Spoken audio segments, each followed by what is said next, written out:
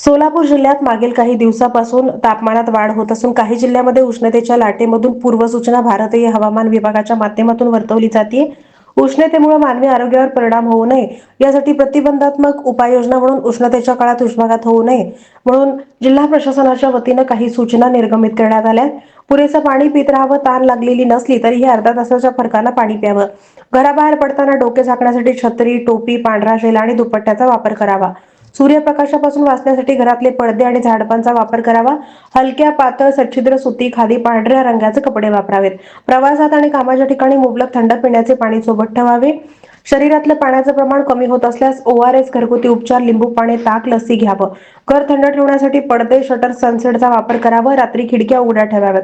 घरात कूलर, पंखे, वातानुकूलितचा वापर करावा. सूर्यप्रकाशाचा थेट संबंध टाळावा. गरोदर स्त्रिया, आजारी व्यक्ती, वयोवृद्ध, लहान मुलांची काळजी घ्यावी. शिळं अन्न खाऊ नये. शक्यतो 12 ते 3 कालावधीमध्ये श्रमाचं काम करणं टाळावं. चक्कर येत असेल तर त्वरित डॉक्टरांकडे जावं.